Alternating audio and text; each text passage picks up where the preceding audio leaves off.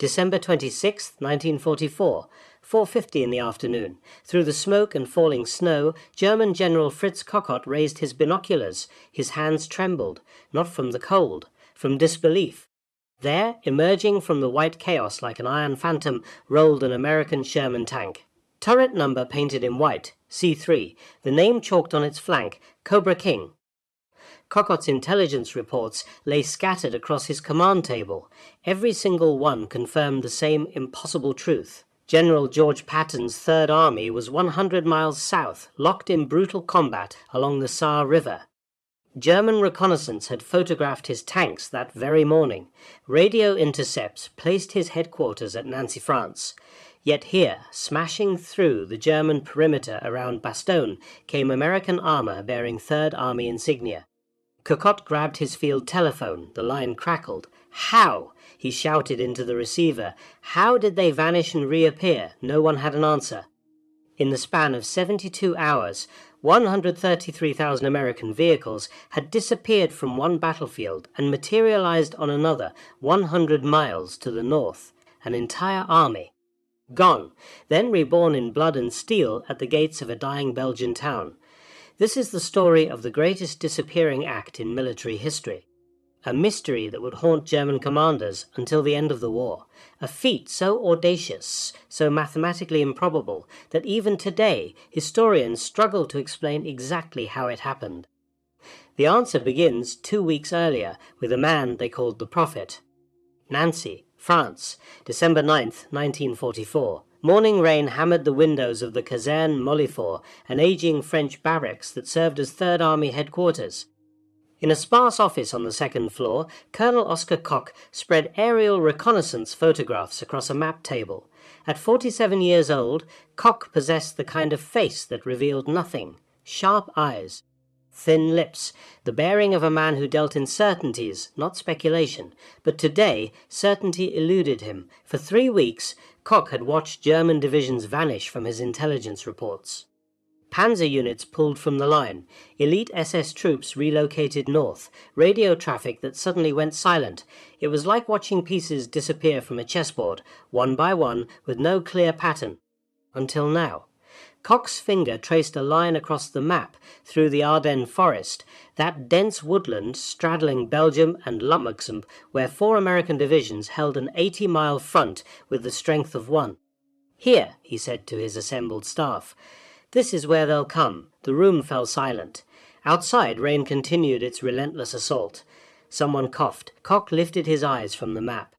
"We have identified 5 panzer divisions refitting near Paderborn, 9 more divisions pulled from active combat, 226 trainloads of equipment moving north.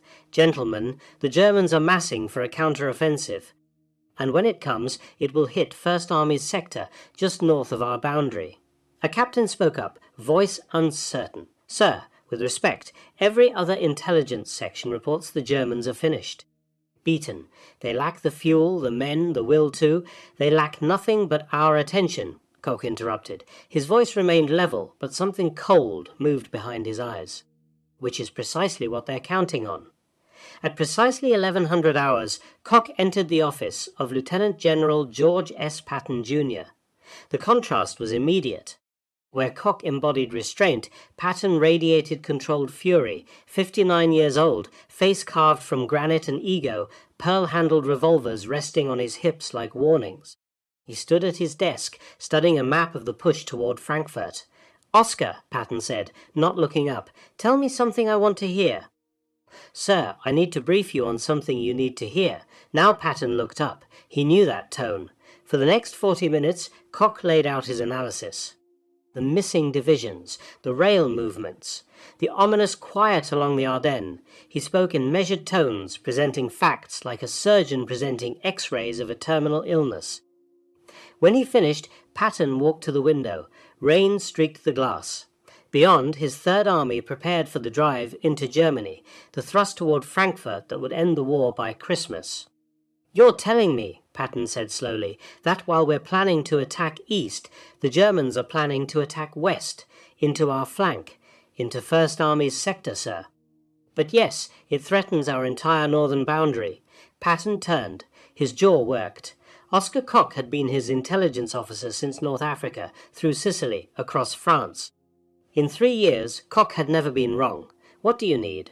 Contingency plans, sir. 3 options. We continue the Frankfurt offensive, but we prepare for a rapid pivot north if when? The Germans strike. Patton's eyes narrowed. A thin smile crossed his face. Oscar, you magnificent son of a bitch, you just saved my army. He strode to his desk, grabbed a piece of paper, scrawled 3 words. Nickel, cent, dime, these are your code names. When Eisenhower calls me to his little emergency conference, and he will, I'll tell him which plan we're executing. Get the staff working on all 3, tonight. Koch took the paper, felt its weight. Sir, if I'm wrong, you're not wrong. You're never wrong. That's why I pay you the big money and keep you away from the women. But as Koch turned to leave, Patton called after him. Oscar, how long do we have? A week, maybe less. Patton nodded slowly. Then he did something Koch had rarely seen. The general's face softened, just for a moment, became almost human. Then we'd better make it count. They had 6 days. December 16th, 1944, 5:30 in the morning, the Ardennes forest. The first shells fell like the end of the world. 200,000 German soldiers, 29 divisions. 1,000 tanks. They came out of the winter darkness in a storm of fire and steel, crashing into the thinly held American line with the desperation of a dying empire making its final throw. Operation Watch on the Rhine, Hitler's last gamble, break through to Antwerp, split the Allied armies, force a negotiated peace. Within hours, the American Eighth Corps ceased to exist as a coherent fighting force. Men stumbled through snow and smoke, trying to find their units, their officers, any semblance of order. Radio calls went unanswered, command posts were overrun, the line didn't bend. It shattered. By nightfall of the first day, German panzers had penetrated 15 miles into American territory. They rolled through villages that had celebrated liberation 3 months earlier, past foxholes filled with American dead, toward a small Belgian crossroads town that nobody outside of military planners had ever heard of. Bastogne. 7 roads converge on this unremarkable collection of stone buildings and narrow streets. Control those roads, and you controlled the entire southern shoulder of the German advance. Lose Bastogne, and the way to the Meuse River lay open. American commanders knew this. German commanders knew this. And so began the race. The 101st Airborne Division reached Bastogne on December 19th, trucked in from reserve positions, still wearing summer uniforms against the December cold. They had no winter gear. Limited ammunition.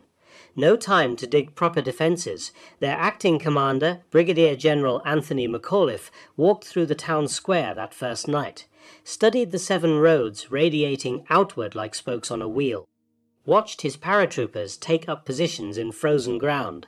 One of his staff officers approached. General, the Germans will have us surrounded by tomorrow. McAuliffe lit a cigarette. The flame illuminated his face for just a moment, weathered, calm, the face of a man who jumped into Normandy on D-Day and lived to tell about it. Then tomorrow we'll be surrounded. Get the men hot food while we still can. It's going to be a long week. By December 20th, the ring closed. Bastogne became an island. 7,000 paratroopers and the remnants of an armoured division, surrounded by 15 German divisions. Cut off, alone, running out of everything except courage. That same morning, 100 miles to the south, Lieutenant General George Patton received a telephone call that would change everything. The chateau in Verdun had seen war before. Its stone walls remembered 1916, when 1 million men died in the fields outside. Now, on December 19th, 1944, it hosted another crisis.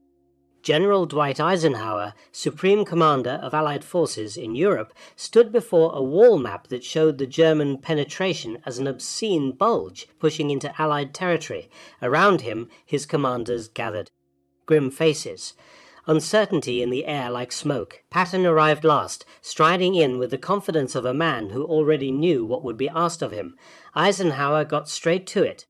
Gentlemen, we face the gravest crisis since D-Day. The Germans have broken through. Bastogne is surrounded. First Army is reeling. We need a counterattack. We need it now. He turned to Patton.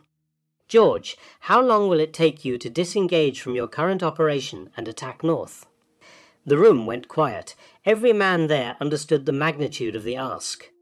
Patton's Third Army was actively engaged along a 100-mile front.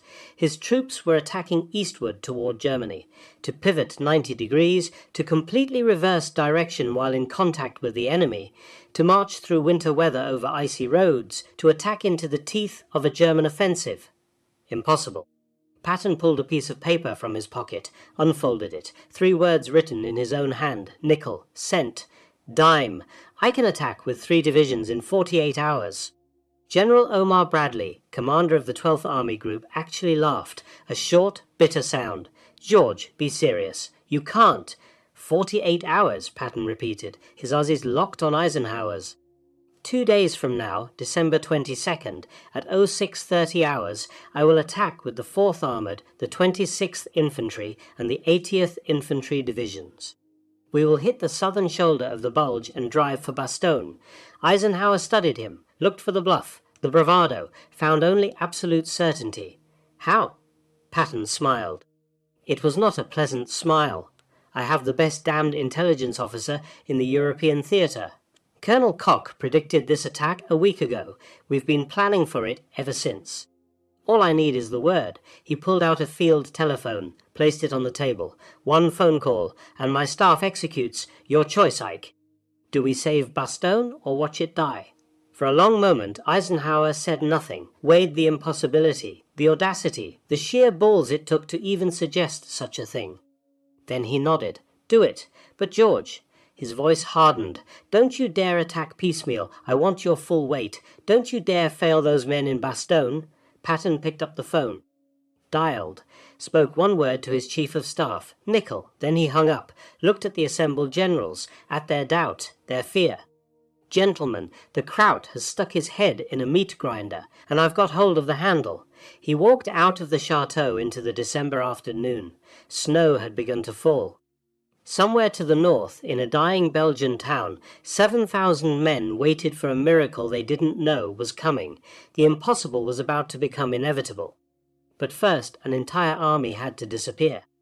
The word went out at 1600 hours, December 19th. Across a 100-mile front from the Moselle River to the German border, American soldiers received orders that made no sense. Units attacking eastward were told to stop, to turn around, to prepare for movement north. Sergeants read the orders twice. Captains checked for errors. There were none. Third Army was about to perform the most complex military maneuver in modern warfare. Not a retreat, not an advance, a pivot, 90 degrees, in winter, while in contact with the enemy. With the entire German army watching, 133,000 vehicles, 250,000 men, thousands of tons of ammunition, fuel, medical supplies, food. All of it had to move through a landscape of ice and snow, over roads built for farmers and their carts, through villages with names most Americans couldn't pronounce, and they had 72 hours. In Nancy, Lieutenant General Hobart, Hapgay, Patton's chief of staff, stood before a map table surrounded by exhausted officers. Charts covered every surface, timelines, movement schedules, fuel calculations, the mathematics of the impossible. The 4th Armoured moves first, Gay said, voice hoarse from 12 hours of continuous briefing. They pull out of Pont-à-Mousson tonight, march west to Longwy, then north to Luxembourg, 100 miles. They lead the assault. He moved to another map. The 26th Infantry follows the same route. The 80th pulls out of Dillingen, swings through Metz. All 3 divisions converge on jump-off positions by December 21st. A colonel raised his hand. Young. Uncertain. Sir, the Germans will see this. Aerial reconnaissance. Radio intercepts. They'll know we're coming. Gay smiled. It was the smile of a man holding 4 aces. Let me tell you about some very special soldiers, he said. Artists, actually. With a gift for making the impossible look real. The 23rd Headquarters Special Troops didn't look like much. 1,100 men, most of them too skinny for combat infantry, too clever for their own good. Artists, designers, sound engineers, men who'd spent their civilian lives creating illusions for Madison Avenue and Hollywood. Now they created illusions for war. Their commander, Colonel Harry Reeder, received the alert on December 20th. Operation Kodak, a radio-only deception. No inflatable tanks this time, no sonic trucks playing recorded sounds of armoured columns, just pure electronic warfare. For the next 6 days, while Patton's real army drove north through the snow, the Ghost Army would maintain radio traffic, suggesting Third Army remained locked in combat along the Saar. Fake unit check-ins, phony artillery requests, simulated command conferences. To German radio intercepts, it would sound like business as usual, an army going nowhere. The first convoy rolled out at 2200 hours, December 19th. Private First Class James Hendricks, 4th Armoured Division, sat in the back of a half-track as it lurched through the darkness, 20 years old. Indiana farm boy. He'd been in combat for 4 months, which made him a veteran by the standards of 1944. Around him, men dozed against each other, trying to sleep through the grinding vibration of the vehicle. Nobody talked. What was there to say? They'd been told to turn around, to drive north, to save some paratroopers surrounded at a place called Bastogne. That was all they needed to know. Hendricks watched the snow fall through the open back of the half-track. Thick flakes that dissolved against his face. He thought about his father's farm. About harvest time in September, when the air smelled like cut wheat and possibility, he thought about whether he'd ever see September again. The column stretched for miles. Trucks, tanks, artillery pieces towed by straining tractors, supply vehicles loaded with ammunition and medical supplies, jeeps carrying officers who squinted at maps by flashlight, trying to navigate roads that barely existed, no headlights, blackout conditions. The Germans owned the sky, and a single glimpse of massed vehicle lights would betray everything, so they drove blind, following the vehicle ahead by sound and faith, praying the driver in front knew where he was going. The roads turned to ice. December 20th brought temperatures below freezing and a wind that cut like broken glass. Vehicles slipped, slid, crashed into ditches. Recovery crews worked through the night, using winches and curses to drag disabled trucks back onto the road. In one 6-hour period, the 4th Armoured Division advanced 12 miles. Patton drove the route himself, his jeep bouncing over frozen ruts, his face dark with fury. At one point he came upon a convoy that had ground to a halt. Trucks with trailers jackknifed across the narrow road, soldiers standing around, breath steaming, waiting for someone to sort out the mess. Patton leaped from his jeep. "You?" He pointed at a bewildered private. "Unhitch that trailer, now." "Sir, we need the trailer, it's got. I don't give a damn if it's got the Holy Grail and Hitler's head. Unhitch it and get moving."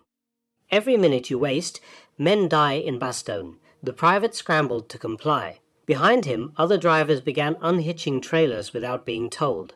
Within 15 minutes, the convoy moved again. Later, Patton's driver asked why he cared so much about a few trailers. "Son," Patton said, voice quiet now, "we're not moving an army, we're moving hope, and hope has a deadline." While the armour pushed north, Bastogne died by inches. December 21st. Inside the shrinking American perimeter, Brigadier General McAuliffe walked past 8 stations overflowing with wounded.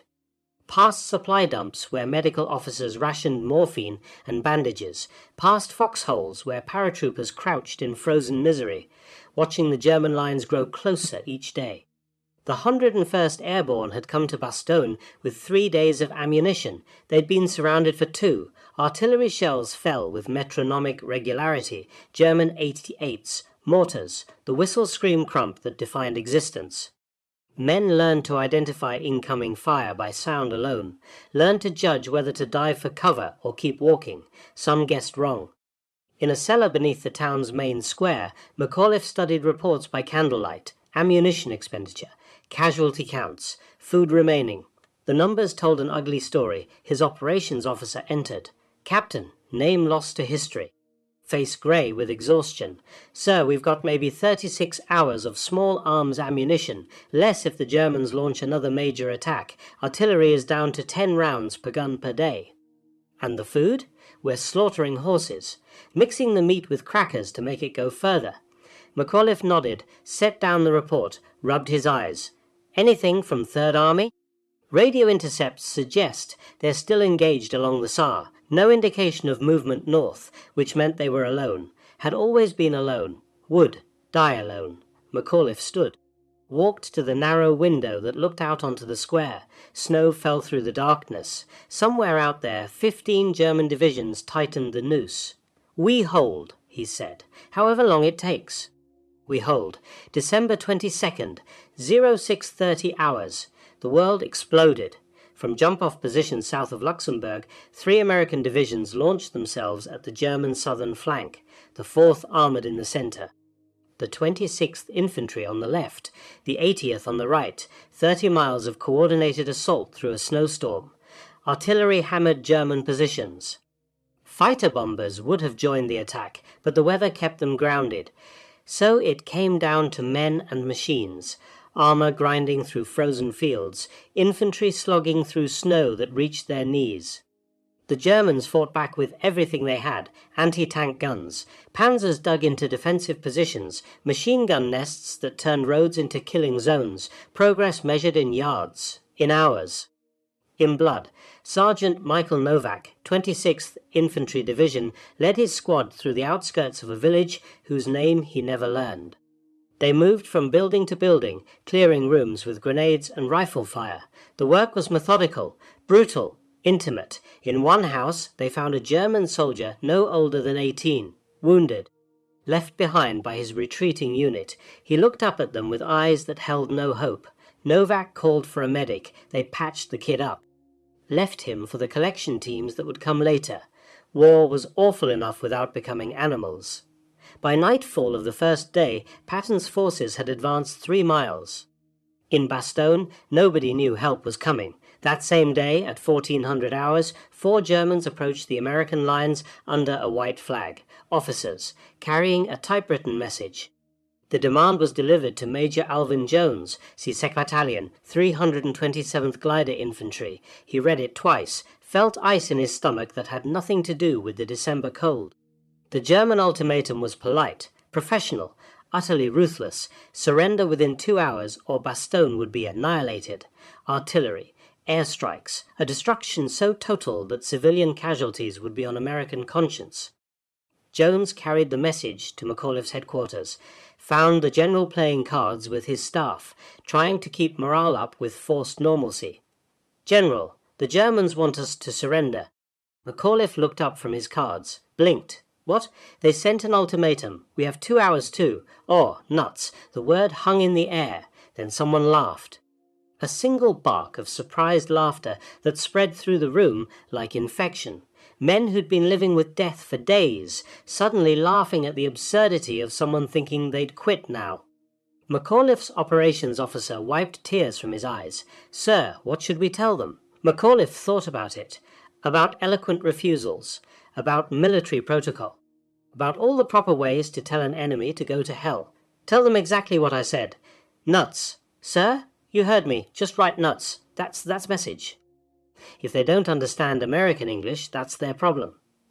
The German officers received the reply, stared at it, genuinely confused. An American captain explained that it meant, "Go to hell," in no uncertain terms. The German commander saluted, almost smiled. "We will honor your bravery by killing you efficiently." Then he walked back to his lines. That night the Luftwaffe came. 4 nights of bombing, systematic, relentless, the sky filled with the drone of engines, the whistle of falling bombs, the earth-shaking crump of high explosives. Buildings collapsed, streets became rubble. The wounded in aid stations had nowhere to go, no way to escape the destruction raining from above. Men learned to sleep through anything, or stopped sleeping at all. December 23rd dawned clear and cold. After days of fog and snow, after weeks of clouds that grounded Allied air power, the sky opened, infinite and blue, so cold it hurt to breathe. In his headquarters at Luxembourg, Patton stood at the window and watched the weather transform, felt something shift in the air, in the very fabric of possibility. 3 days earlier, on December 8th, before the German offensive even began, Patton had made an unusual request. He'd called his chief chaplain, Monsignor James O'Neill, a 52-year-old Catholic priest from Montana who'd served with Patton since North Africa. "Do you have a good prayer for weather?" Patton had asked. "We must do something about these rains if we're going to win the war." O'Neill had searched his prayer books, found nothing suitable, so he wrote one, simple, direct. A soldier's prayer for a soldier's need. On December 22nd, 250,000 copies had been distributed to every man in Third Army. A small card, prayer on one side, Patton's Christmas greeting on the other. Most men carried it in their breast pockets, next to their hearts. Next to photographs of wives and children and all the reasons to survive. Now, on December 23rd, the prayer was answered. Clear skies, frozen ground, perfect flying weather. Within hours, the first C-47 transport planes roared over Bastogne, flying low, slow, vulnerable to German anti-aircraft fire. They came anyway. Parachutes bloomed like flowers, white silk against blue sky. Each chute carrying ammunition, medical supplies, food, hope bundled in canvas bags. Men in foxholes watched them fall, wept without shame. In the air above the German advance, fighter bombers found targets everywhere. Panzer columns, supply trucks, artillery positions. The 19 Tactical Air Command, Brigadier General Otto Weyland commanding, unleashed hell from heaven. P-47 Thunderbolts screamed down in strafing runs. Rockets, machine guns. Bombs that turned German positions into craters. The tide began to turn. On the ground, Patton's 4th Armoured Division clawed toward Bastogne. Village by village, mile by mile, the fighting was savage. Close-range tank duels, infantry charges across open ground, combat reduced to its most elemental form. Lieutenant Colonel Creighton Abrams commanded the 37th Tank Battalion, the tip of the spear, 31 years old. West Point graduate, a tanker who understood that speed and violence of action won battles. His orders were simple. Drive north, accept no delays, break through to Bastogne before the town died. December 24th, Christmas Eve, the battalion reached Chaumont, cleared it, pushed on to Remoisville. More fighting, more casualties. The numbers dwindled with each engagement. December 25th, Christmas Day, they stood 4 miles from Bastogne. 4 miles that might as well have been 400. The Germans knew what was coming, concentrated their remaining strength, built defences that turned the road into a gauntlet of fire. But they were running out of time, and so were the men in Bastogne. 100 miles south, in a headquarters bunker near Trier, Field Marshal Gerd von Rundstedt studied reports that made no sense. 70 years old, Prussian to his bones. He'd commanded armies when most of Patton's officers were in grade school. He knew warfare the way conductors knew symphonies, the flow, the tempo, the inevitable mathematics of logistics and time. The reports said Patton was still engaged along the Saar. Radio traffic confirmed it. Aerial reconnaissance showed American positions unchanged. Yet other reports from his southern commanders spoke of massive American attacks. 3 divisions, coordinated assault. Growing pressure against the very flank Rundstedt needed to protect. He called for General Hasso von Manteuffel, commander of 5th Panzer Army, 47 years old, brilliant, aggressive, a soldier's soldier. Explain this, Rundstedt said, spreading the contradictory reports across his desk. Manteuffel studied them. His face went pale. Sir, this is impossible. Our intelligence places Patton's Third Army at the Saar. They cannot be in both places simultaneously. And yet our troops report American armor bearing 3rd Army insignia, 4th Armored Division patches, tank commanders who identify themselves as Patton's men. Manteuffel picked up a radio intercept log, scanned it, frowned.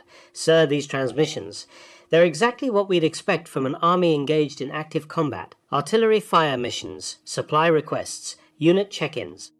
Then where, Rundstedt asked quietly, is the army actually attacking our southern flank coming from?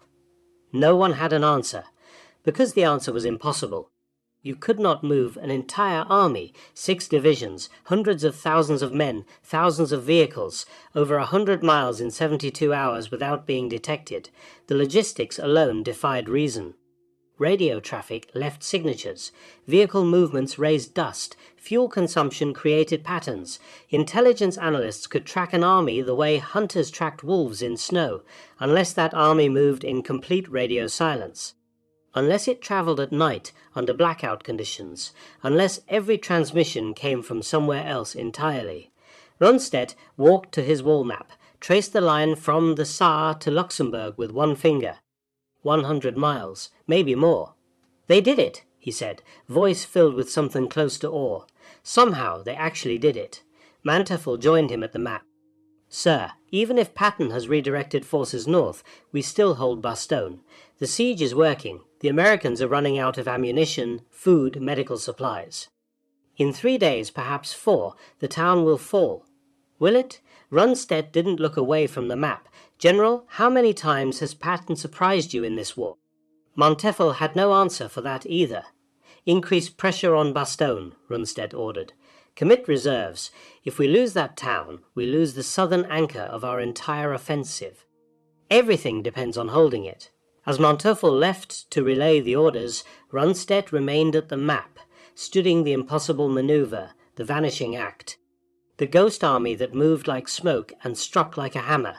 Somewhere in his headquarters, a clock chimed midnight. December 26th had begun. In the pre-dawn darkness, Lieutenant Charles Boggess climbed into the turret of his Sherman tank, the name painted on the barrel, Cobra King, Company C, 37th Tank Battalion, 4th Armored Division. He'd taken command of the tank 3 days earlier, after the previous commander had been killed by a sniper. Now he led Company C as they prepared for the final push into Bastogne. Around him, the village of Assenois slept uneasily. German forces held it. Between Assenois and Bastogne lay 4 miles of frozen hell. The mission was simple, suicidal. Drive straight up the road at maximum speed. Shoot anything that moved. Don't stop. Don't slow down. Break through to the 101st Airborne or die trying. At 0430, the artillery preparation began. American guns hammering German positions, creating chaos, creating opportunity. At 0600, Cobra King's engine roared to life. Behind Boggess, 4 crew members took their positions. Hubert Smith, driver. Harold Hafner, bow gunner. Milton Dickerman, gunner. James Murphy, loader. 5 men, 1 tank, 4 miles to immortality. "Let's go get our boys," Boggess said into the intercom. Smith dropped the tank into gear, and Cobra King began its run into history. Cobra King hit the German line at 40 miles per hour. The world became fire and metal. Tracer rounds streaked past the turret. German anti-tank guns opened up from concealed positions. Shells screamed overhead. The air itself seemed to ignite. Boggess stood in the commander's hatch, exposed to everything, calling out targets as Dickerman traversed the turret. The 75mm gun barked. Once, twice, 3 times. German positions exploded into flame and shrapnel. Behind Cobra King, 3 more Shermans followed. 4 tanks against an entire German defensive network. Insanity given mechanical form. Smith drove like a man possessed. The tank bucked and slewed over frozen ground, throwing up rooster tails of snow and mud, didn't slow for obstacles, didn't brake for danger. Just drove, forward, always forward. A Panzerfaust round streaked from a roadside building, missed by inches. The backblast scorched the air where Boggess's head had been a heartbeat earlier. Left building, ground floor. Boggess screamed into the intercom. The turret swung. The gun spoke. The building ceased to exist. They were through Assenois in 4 minutes. Left it burning behind them. Ahead, the route to Bastogne stretched white and empty in the December dawn. Empty except for the pillboxes. German concrete bunkers, half buried in the frozen earth. Machine guns and anti-tank weapons positioned to create interlocking fields of fire. The kind of defenses that should have stopped a battalion. Cobra King didn't slow down. Boggess called targets.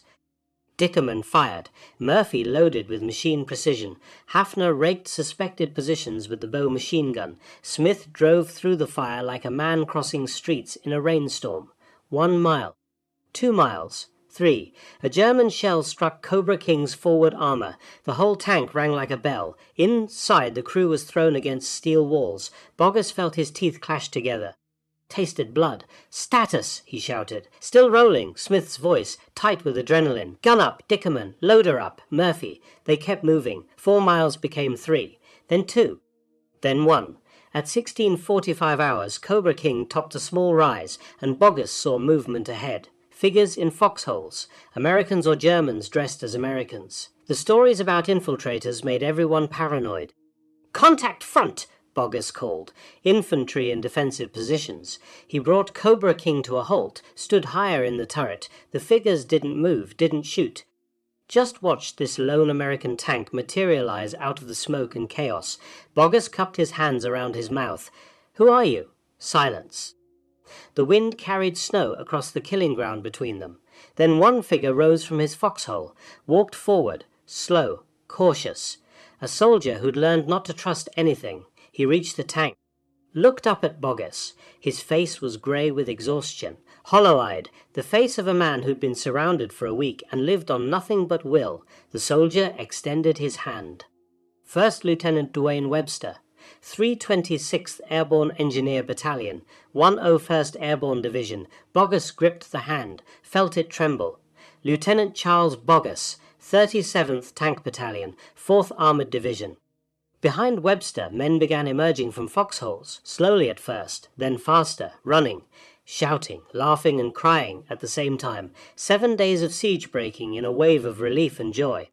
The time was 1650, December 26, 1944. The siege of Bastogne was over. Within minutes, the rest of Company C arrived, then the infantry, then the supply trucks carrying ammunition and medical supplies and food.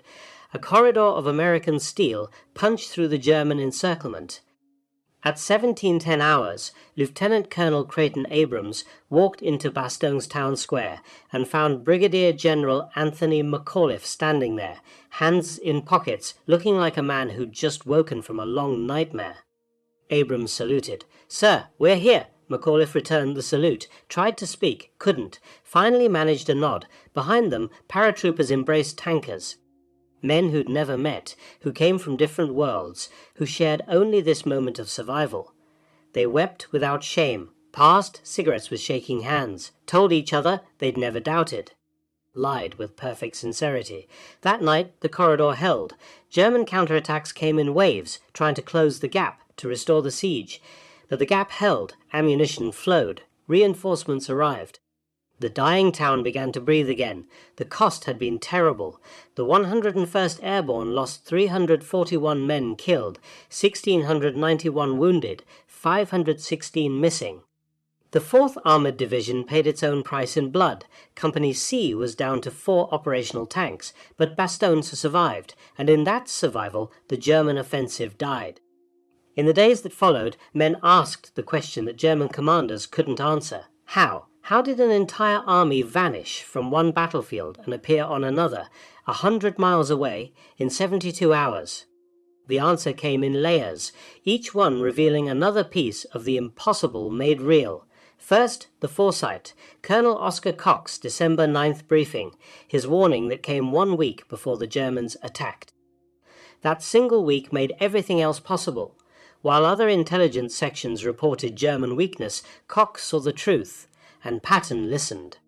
Because in 3 years of war, Koch had earned something more valuable than rank or recognition. He'd earned trust. Second, the planning. 3 contingency plans developed in secret, codenamed Nickel, Cent and Dime. Complete operational orders, movement schedules, supply calculations, everything required to pivot 90 degrees worked out in advance. When Patton spoke that single word into the telephone, Nickel, his staff didn't scramble to improvise. They executed a plan that already existed. Third, the deception. The 23rd Headquarters Special Troops, the Ghost Army. 1,100 men maintaining radio traffic that placed 3rd Army exactly where German intelligence expected it to be. They transmitted from the Saar while the real 3rd Army drove north through the snow. Created an electronic phantom that German analysts believed because it confirmed what they wanted to believe. That pattern was predictable, that Americans fought by the book, that an army couldn't simply disappear. Fourth, the discipline. Radio silence. Absolute. Complete. Unbreakable. 133,000 vehicles moved without broadcasting their position, without calling for support, without the constant chatter that defined modern warfare. They drove blind and deaf, trusting in maps and leadership and the certainty that every mile brought them closer to brothers who needed them. Fifth, the logistics. Colonel Walter Mueller and his supply officers performing miracles in real time. Fuel trucks racing ahead of advancing columns. Ammunition trains bypassing normal distribution centers. Medical supplies rerouted on the fly. 62,000 tons of supplies repositioned in 3 days, not because computers optimized the routes, because men worked until they dropped, then worked some more. Sixth, the sacrifice. Drivers who pushed through exhaustion to keep convoys moving, infantry who marched through snow that reached their knees, tankers who fought in temperatures that froze gun mechanisms and turned metal into ice. Men died on those frozen roads. Vehicles crashed, hearts gave out, frostbite claimed fingers and toes and lives, but the army moved. 7th, the coordination, Ninin Tactical Air Command. Brigadier General Otto Wayland's fighter bombers providing close air support the moment weather permitted, artillery batteries displacing forward while still firing support missions, infantry keeping pace with armor through terrain that should have stopped both. Every element of combined arms warfare synchronized to perfection, not because someone wrote a doctrine, because professionals understood their craft and executed it with deadly precision. And finally, the leadership. George Patton, controversial, profane, brilliant, a man who understood that wars are won by those willing to attempt the impossible while everyone else calculates the odds. He'd earned his army's loyalty through 3 years of victory. Now he spent that loyalty like currency, demanding everything, receiving everything, turning exhaustion and fear into movement and violence. In the end, the answer to how was simple. They did it because they had to, because men were dying in Bastogne, because the alternative was unthinkable. They did it because someone believed it could be done, and belief in the winter of 1944 proved stronger than mathematics. The Battle of the Bulge continued for another 3 weeks. German forces retreated slowly, fighting for every mile. The Bulge compressed, collapsed. By January 25, 1945, the line was restored. Hitler's last great gamble had failed. The Wehrmacht would never launch another offensive in the West. From Bastogne forward, the road led to Berlin. The relief of Bastogne became legend. Military academies still teach Patton's 90-degree pivot as a case study in operational maneuver, the speed, the coordination, the audacity, but the men who lived it never forgot what it cost. In the decades after the war, veterans of the 4th Armored Division held reunions. They came from all over America, factory workers, farmers, teachers, men who had built ordinary lives after extraordinary service. They remembered the frozen roads, the sleepless nights, the friends who didn't come home. They remembered Cobra King cresting that final ridge, and the paratroopers who looked like they'd been to hell and back. Because they had. The 101st Airborne called themselves the Battered Bastards of Bastogne, wore the name like a badge, like a promise to brothers who'd held the line when holding seemed impossible. And they remembered McAuliffe's single word, nuts, the most eloquent refusal in military history. A testament to American defiance that needed no translation. The Ghost Army remained classified until 1996. For 50 years, the men who created the greatest deception in military history couldn't tell their own families what they'd done. When the files finally opened, the world learned how artists and sound engineers had fooled an entire German army. They received the Congressional Gold Medal in 2022. Most were gone by then. But the few who remained stood in the Capitol Rotunda and accepted recognition for a mission that had saved thousands of lives. Colonel Oscar Koch died in 1970. His contribution to victory largely forgotten outside military intelligence circles. But Patton had been right. Koch was never wrong. His December 9th briefing had saved Third Army and changed the course of the war. And Lieutenant Charles Boggess? He lived to be 94, gave interviews about the 4-mile run into Bastogne, always mentioned his crew by name. Smith, Hafner, Dickerman, Murphy. We were just doing our job, he'd say, getting our boys out, as if driving into hell to save strangers was simply what Americans did. Cobra King, the tank, was lost for decades. Sat in storage, forgotten, then rediscovered in 2008, identified by serial numbers. Now it stands at Fort Moore, Georgia. Silent guardian, still witness to the day the impossible became history. The mystery that baffled German commanders had a simple answer after all. How did American forces vanish and reappear 40 miles away? They didn't vanish, they pivoted. 133,000 vehicles executing a 90-degree turn in the middle of winter, in the middle of war, in the middle of a crisis that demanded the impossible.